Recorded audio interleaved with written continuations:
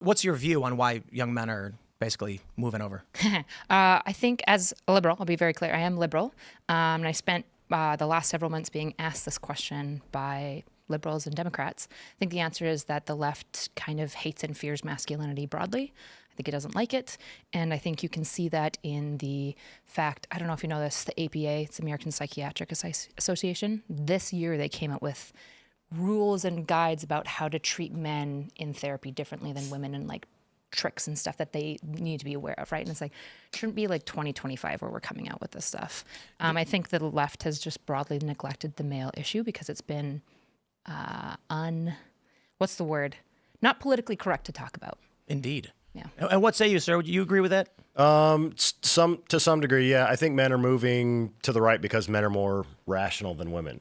You know, young men are shifting away because left-wing ideologies are kind of disconnected. They feel kind of disconnected from reality. You know, we're living in a society where, you know, we're having economic stresses, we're having, you know, geopolitical stresses, and men are seeking, you know, pragmatic solutions to like economic and social changes, valuing like free expression and preferring like empowerment over this like collective guilt that seems to be like following us around like a cloud. So Indeed. What would you say to that before I jump in? He said Men are more rational than women. Yeah, and liberal ideologies are, how did you describe it? Not rational or not? Yeah, it seems like young men are experiencing sort of like a disconnect from like left-wing political narratives. Like it's not like they don't make sense to especially young men, and even older men like myself, like starting a family. I'm looking at what world my young men are going to have to grow up in, what world my children are going to have to grow up in. Yeah, when I look at young men and young women especially, I think most people are not very rational. I don't really give rational points to most people or most voters in general. I think women are like influenced a lot, whether they like it or not, by things like hormones, right? I think women's like hormonal fluctuation is daily, men's are like monthly. But at the same time, you know, you'll point to like women like crying maybe over something that they shouldn't cry about, or being soft and maybe enabling in an area that they shouldn't be. But then you'll see men like punching holes in walls and like doing crime. And so this argument that like men are just more rational than women, it's like, well, no, like different emotional systems and different arguments appeal to each of these groups because each of these groups are fundamentally self-interested. And I think what's failed on the left is to make any appeal to anything for young men. The left hasn't offered young men anything. There's nothing that would be appealing to a young man when you look at left policy. But there's lots of things that are appealing to young women. And so I think if Democrats want to talk to young men, they have to talk to young men. But I don't think it falls as simply down to like rational versus irrational. I think that's like a flattening of the nuance. I think that modern liberal orthodoxy is antithetical to masculinity, and that the men who remain on the liberal side are largely what we call, and I quote, this is a biological term, sneaky fuckers. Are y'all familiar with that term? Yep. Are you familiar with sneaky fucker? Lay it out for me. So in biology, there are some species, there's an example of one fish where there's two different types of males, large and small. The large male earns favor with the females by being strong and powerful. Oh, yeah. The sneaky fucker goes in the middle of the night and inseminates the eggs and flees. Yeah. And so largely I see what you're saying. And my view is, and obviously not absolute, there's a lot of men who actually are into leftist liberal ideology. I'm just saying I think it's a generality, that an ideology that the orthodoxy focuses on oppressors, who has the power, is going to be antithetical to a man who is seeking to empower himself and become strong.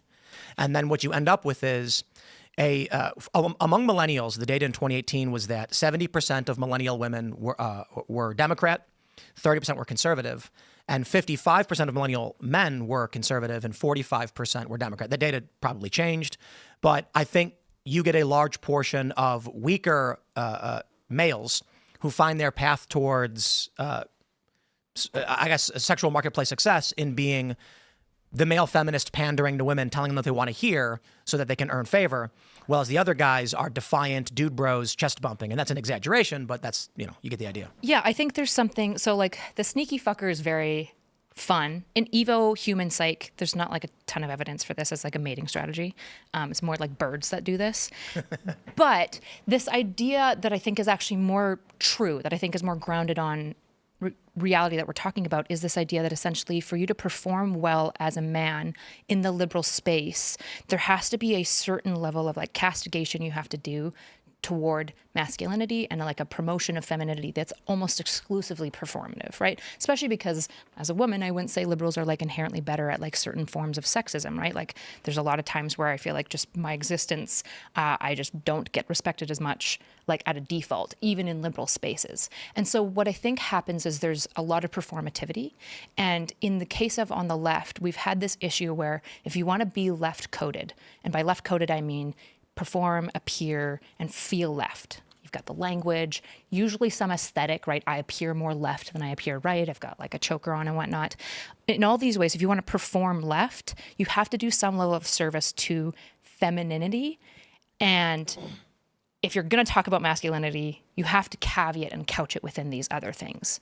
That's how I kind of view it, which if you're a young man, you're just like, what the fuck? Like, well, where am I? maybe that's a good way to put it. It's just easier to be on the right. You don't really have to do a whole lot. Yeah, and you could sit around eating chicken wings as long as you're talking about football and you don't say weird leftist things. The right's going to be okay with you. Yeah, that's one thing that I was wanting to point out too, is that I think that they're moving right because at least the right is listening, or at the very least they're just like cool with it. You know what I mean? Like you're saying, you can just sit on the couch and hang out with the bros a little bit to a degree. When you're disagreeing with right wingers, they're not going to destroy your lives because you have a disagreement. So you're both maybe on the right, but I'm probably a little more farther right, or you're a little closer to the center. You're not going to be ostracized for this. On the left, you have like a large shift going extreme left, and these people are like tearing down even their own. I think that the Democrat Party and left currently is actually kind of fighting with itself a lot too. Well, I define wokeness as cult-like adherence to liberal social orthodoxy. And the reason for it is you get a lot of people on the right and they say that wokeness is critical race theory, critical gender theory, Marxist. Well, that's not correct. While that is a large component of liberal orthodoxy, support for Ukraine does not fall into that.